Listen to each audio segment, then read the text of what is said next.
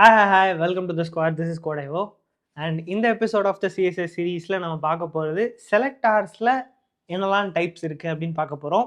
To be precise simple செலக்டார்ஸில் என்னெல்லாம் type இருக்குது அப்படின்னு தான் பார்க்க போகிறோம். ஏன்னா செலக்டார்ஸ்லேயே வந்து ரொம்ப காம்ப்ளெக்ஸான டைப்ஸ்லாம் இருக்குது. அது இப்போ டீல் பண்ண போகிறதில்ல, ஃப்யூச்சரில் நம்ம டீல் பண்ணிக்கலாம். இப்போதைக்கு சிம்பிள் செலக்டார்ஸில் என்னெல்லாம் டைப் இருக்குது அப்படின்னு சொல்லி பார்க்கலாம். அதுக்கு முன்னாடி போன வீடியோவோட எண்டில் நான் உங்கள்கிட்ட ஒன்று கேட்டிருந்தேன். என்ன அப்படின்னா, ஒரு பி டேக் எழுதி அதுக்குள்ள கலரை வந்து க்ரீனாக மாற்றுறதுக்கு ஒரு இன்லைன் சிஎஸ்எஸ் எழுதுங்க அப்படின்னு சொல்லிட்டு. ஸோ பி டேக்ல எனக்கு தெரிஞ்சு H2 சொன்னேன்னு நினைக்கிறேன். ஏதோ ஒரு டேக் டசன்ட் மேட்டர். ஸோ எப்படி எழுத போகிறீங்க? ஓப்பனிங் டேக் இருக்கு இல்லையா? அப்போ இந்த பி டேக் எடுத்துக்கிட்டிங்கன்னா அதில் ஓப்பனிங் டேக் இருக்குது. அந்த ஓப்பனிங் டேக்ல ஒரு ஸ்பேஸ் விட்டு ஸ்டைல் இஸ் ஈக்குவல் டு அப்படின்னு போட்டு டபுள் கோட்ஸ்குள்ளே என்ன ப்ராப்பர்ட்டி வேணுமோ, அதாவது ஒரு பர்டிகுலர் டிஸ்கிரிப்ஷன், டிக்ளரேஷன், ஒரு ப்ராப்பர்ட்டி, அதோட வேல்யூ அப்படிங்கிற மாதிரி அந்த பேரா அப்படி கொடுத்தீங்க அப்படின்னா அது வந்து வேலை செய்யும். இப்போ இங்கே பார்த்தீங்கன்னா இந்த பர்டிகுலர் இதுக்கு வந்து இதாயிடுச்சு. இப்போ இந்த இடத்துல நீங்கள் ஒரு நோட்டீஸ் பண்ணலாம். இந்த எலமெண்ட்டுக்கு 2 ஸ்டைல்ஸ் இருக்குது. ஓகே, ஒன்று வந்து அந்த இன்லைனாக இப்போ நம்ம எழுதுனது, இன்னொன்று ஸ்டைல் டாட் சிஎஸ்எஸில் அந்த பி டேக்கை வச்சு எழுதுனது. இப்போ பார்த்தீங்கன்னா அந்த ஆக்வா, அதாவது எக்ஸ்டர்னல் சிஎஸ்எஸ் அப்ளை ஆகாமல் நம்ம அந்த எழுதியிருக்கிற இன்லைன் சிஎஸ்எஸ் அப்ளை ஆகுது பார்த்தீங்களா? அதை ரிமூவ் பண்ணால் தான் எக்ஸ்டர்னல் அப்ளை ஆகுது.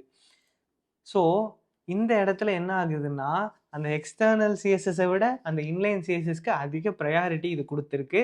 இது வந்து ஜென்ரலாக நீங்கள் சிஎஸ்எஸில் நடக்கிற ஒரு விஷயந்தான். இதெல்லாம் ஆக்சுவலாக லேட்டராக நம்ம கவர் பண்ண முடியாது, பட் ஆக்சிடென்ட்லாம் இங்கே வந்துட்டு அப்படிங்கிறதுக்காக சொல்கிறேன். ஸோ இன்லைன் இருக்குது அப்படின்னா இன்லைனுக்கு தான் எப்பயுமே ஹை ப்ரையாரிட்டி. அதுதான் வந்து மற்ற எல்லாத்தையும் அடிச்சு நவுட்டிட்டு அது வந்து நிற்கும். ஓகே, ஃபர்தராக இதை நம்ம வந்து லேட்டராக பார்க்கலாம், பட் இப்போதைக்கு இது இருக்குது அப்படின்னு மட்டும் தெரிஞ்சுக்கோங்க. இப்போ coming back to the code, இதை கொஞ்சம் க்ளீனப் பண்ணலாமா? நம்ம அடுத்தது ஸ்டார்ட் பண்ணுறதுக்கு முன்னாடி இந்த இன்டர்னல் சிஎஸ்எஸை நான் ரிமூவ் பண்ணிடுறேன். இந்த எக்ஸ்டர்னல் சிஎஸ்எஸ் மட்டும் இருக்கட்டும். இந்த 2 இன்லைன் சிஎஸ்எஸ்ஸையும் நான் ரிமூவ் பண்ணிடுறேன். இந்த இன்லைன் சிஎஸ்எஸ் அடுத்து இங்கே இது ரெண்டுமே போட்டோம். ஸோ இப்போ இது வந்து HTML ஃபைல், HTML மட்டும் தான் இருக்குது. எனக்கு எக்ஸ்டர்னலாக க்ரியேட் ஆகிருக்கிறது வந்து இந்த ஸ்டைல்ஸுங்கிற ஃபோல்டருக்குள்ளே இருக்குது. நான் என்ன பண்ணுறேன், இந்த ஸ்டைல்ஸுங்கிற ஃபோல்டரே எனக்கு வேணாம், அதை முதல்ல டெலீட் பண்ணுறேன். மூவ் டு ரீசைக்கிள் பின் போயிட்டு வா. ஓகே, ஸோ இதுக்கு பதிலாக நான் என்ன பண்ணுறேன், சேம் டைரக்டரியில் இருக்கிற அந்த ஸ்டைல்ஸ் டாட் சிஎஸ்எஸ்ஸே வந்து யூஸ் பண்ணிக்கிறேன். இதுதான் H5 மட்டும் டிக்ளேர் ஆகிருக்கு இல்லையா?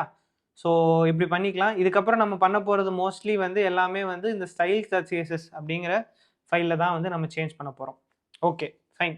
இப்போ coming to the actual topic of this video, simple செலக்டர்ஸில் என்னெல்லாம் டைப் இருக்குது அப்படின்னு சொல்லிட்டு பார்க்க போகிறோம். இந்த சிம்பிள் முதல்ல செலக்டார் அப்படின்னா நான் போன வீடியோலேயே சொல்லியிருந்தேன், ஒரு பர்டிகுலர் டிக்ளரேஷன், அதாவது ஒரு பர்டிகுலர் செட் ஆஃப் ரூல்ஸ் வந்து எந்த எலமெண்ட்டுக்கு அப்ளை ஆகணும் அப்படின்னு டிட்டர்மைன் பண்ணுறது தான் இந்த செலக்டார்.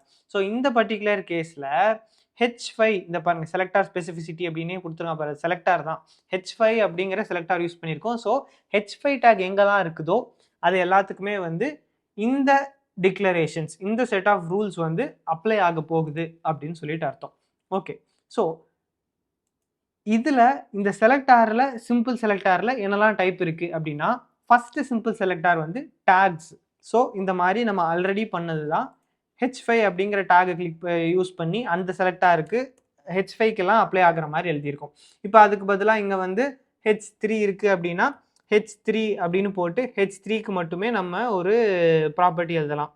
என்ன எழுதலாம்?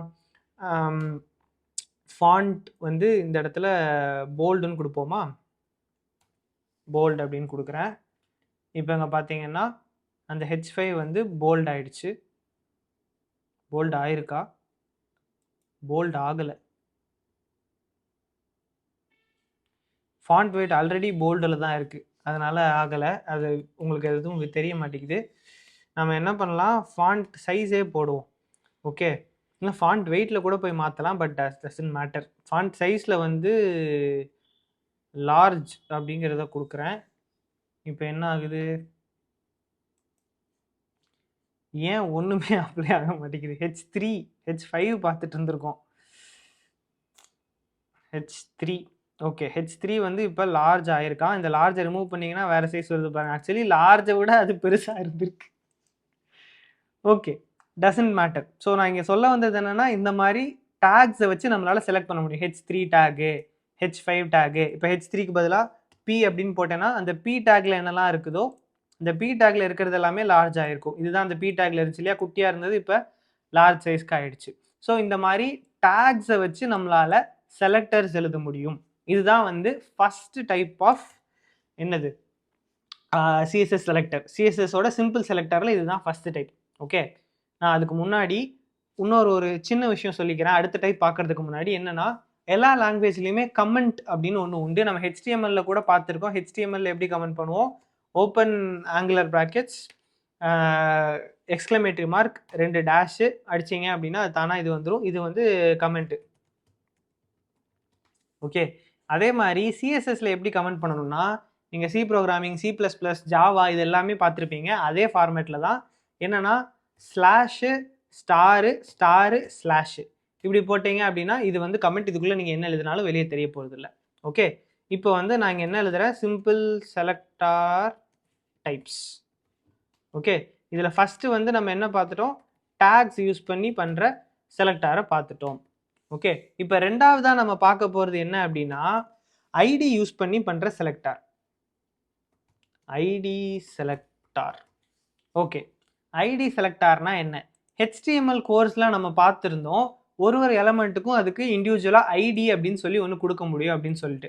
இப்போ இந்த ஓப்பனிங் H3 டேக் இருக்கு இல்லையா, இதுக்குள்ளேயே வந்து ஐடி இஸ் ஈக்குவல் டு அப்படின்னு போட்டுட்டு நான் என்ன கொடுக்குறேன், வெல்கம் அப்படிங்கிறத இதுக்கு ஐடியாக கொடுக்குறேன்.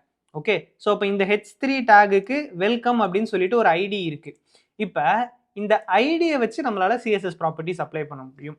ஓகேவா, அது எப்படி பண்ணணும் அப்படின்னா, அந்த ஐடியோட பேரை முதல்ல எழுத போகிறோம். ஓகே, ஐடியோட பேரை எழுதுறதுல ஒரு சின்ன சேஞ்ச் இருக்கு. என்னன்னா, ஹேஷ் போட்டு ஐடியோட பேரை எழுத போகிறோம்.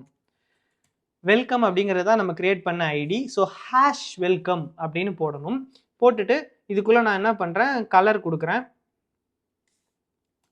கலர் வந்து ஏதாச்சும் ஒரு வித்தியாசமான கலராக கொடுப்போமா? இந்த பச்சை கலர் நல்லா இருக்கு. ஓகே, இப்போ இங்கே பார்த்தீங்கன்னா இது பச்சை கலரில் மாறிடுச்சு. அண்ட் இதை நான் இங்கே கிளிக் பண்ணி காட்டுறேன். இங்கே கீழே பார்த்தீங்கன்னா ஹேஷ் வெல்கம் அப்படின்னு போட்டு இந்த கலர் அப்ளை ஆயிருக்கு பாருங்க. styles.cssலேருந்து வந்திருக்குங்கிறதெல்லாம் ஓகே. ஹேஷ் வெல்கம் அப்படின்னு போட்டு ஆயிருக்கு. அண்ட் இங்கே ஐடி பார்த்தீங்கன்னா வெல்கம்.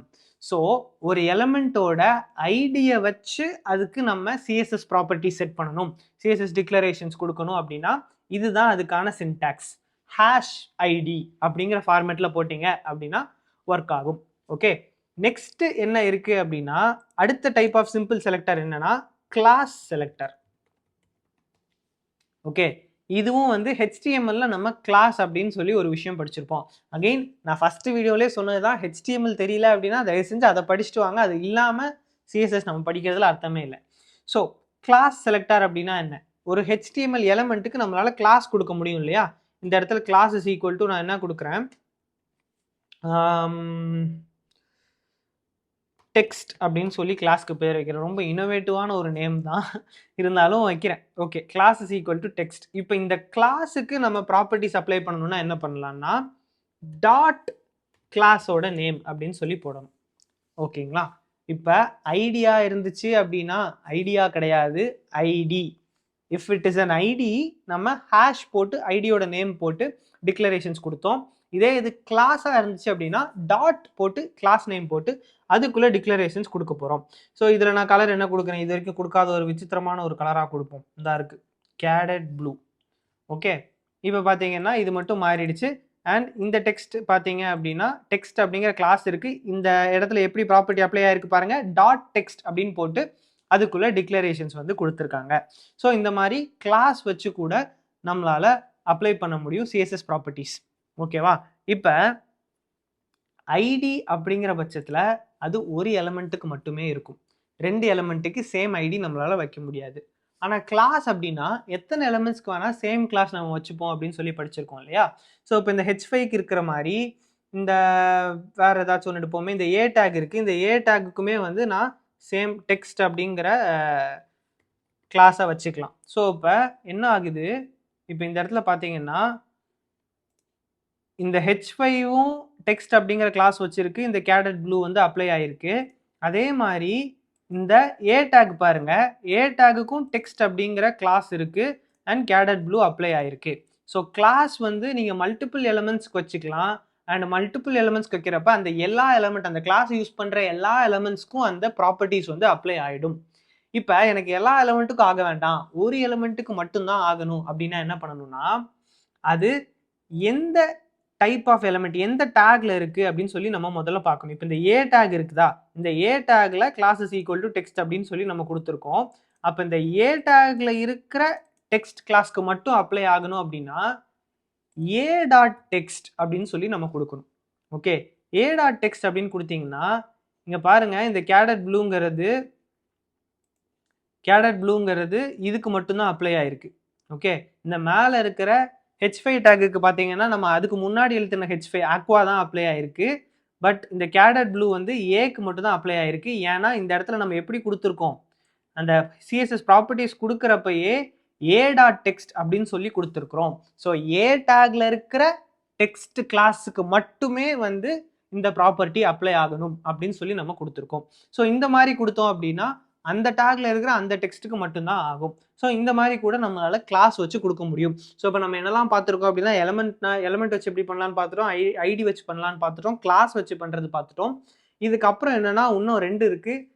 இன்னும் அடுத்தது என்ன அப்படின்னா யூனிவர்சல். ஓகே, இந்த கிளாஸ்லயே வந்து இன்னொரு இது என்னது, டேக் பிளஸ் கிளாஸ். ஓகே, அதையும் பார்த்துட்டோம். நெக்ஸ்ட் இருக்கிறது யூனிவர்சல் செலக்டார். யூனிவர்சல் செலக்டார்னா என்ன, எல்லா எலிமெண்ட்ஸ்க்கும் அப்ளை ஆகிறது தான் யூனிவர்சல் செலக்டார். அண்ட் நீங்கள் ஜென்ரலாக மற்ற எல்லா லாங்குவேஜ்லையுமே வந்து ஸ்டார் அப்படின்னா ஆல் அப்படின்னு அர்த்தம். ஓகே, ஜென்ரலாக வந்து அந்த மாதிரி ஒரு இது இருக்குது. இப்போ நம்ம எஸ்கியூஎல் படிச்சிருந்தோம்னா செலக்ட் ஸ்டார் அப்படின்னு சொல்லி கூட போடுவோம். எஸ்கியூஎல்லாம் படிக்கலைன்னா ஒன்றும் கவலைப்படாதீங்க, நான் வந்து உங்களுக்கு தெரியாத ரெஃபரன்ஸாக சொல்கிறேன்னு. சிம்பிளாக சொல்ல போனால் ஸ்டார் அப்படின்னு போட்டு ஒரு டிக்ளரேஷன் பண்ணுறோம், ஒரு டிக்ளரேஷன் பிளாக் சொல்கிறோன்னா எல்லா எலிமெண்ட்ஸ்க்கும் அது அப்ளை ஆக போகுது அப்படின்னு சொல்லி அர்த்தம். ஸோ இதில் வந்து வேற ஏதாச்சும் ஒன்று பண்ணுவோம். என்ன பண்ணலாம், கலர் ஃபாண்ட் இல்லாமல் வேற ஏதாச்சும் பண்ணுவோமா? என்ன பண்ணலாம்,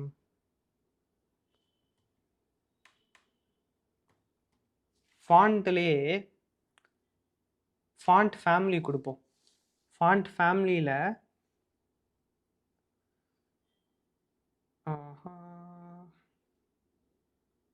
ஓகே, இந்த லுசிடா சான்ஸ் அந்த ஃபாண்ட் ஃபேமிலியை நம்ம செலக்ட் பண்ணியிருக்கோம்.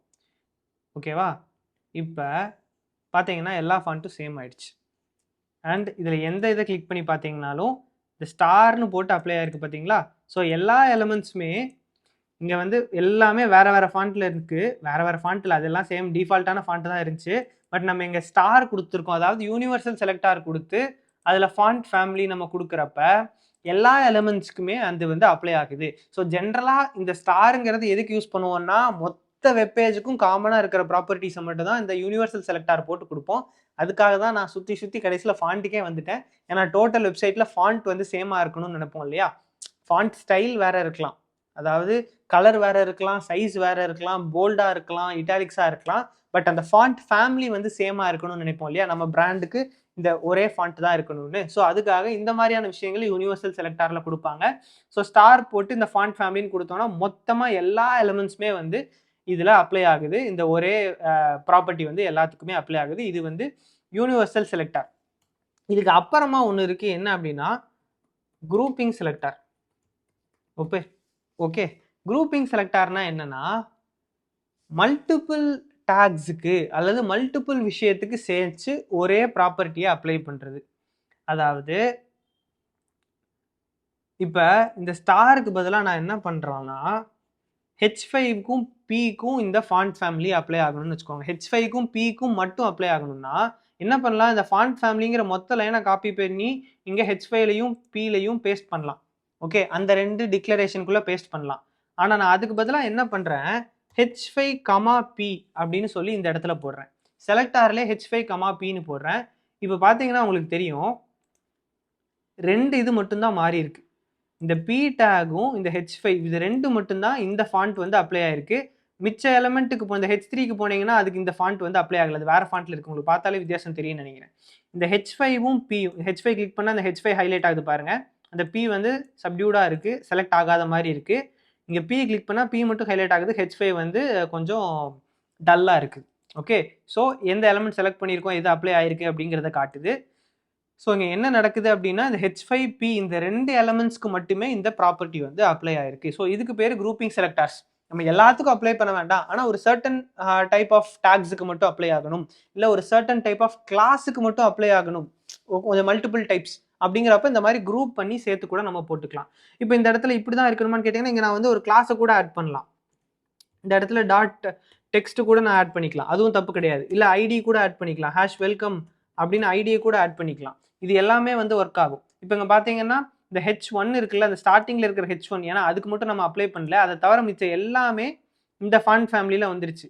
ஏன்னா டெக்ஸ்ட்டுங்கிற கிளாஸ் இருந்தாலும் அதுக்கு இதை அப்ளை பண்ண சொல்லிட்டோம், வெல்கம்ங்கிற ஐடி இருந்தாலும் அப்ளை பண்ண சொல்லிட்டோம், H5 டேக்குக்கும் அப்ளை பண்ண சொல்லிட்டோம், P டேக்குக்கும் அப்ளை பண்ண சொல்லிட்டோம்.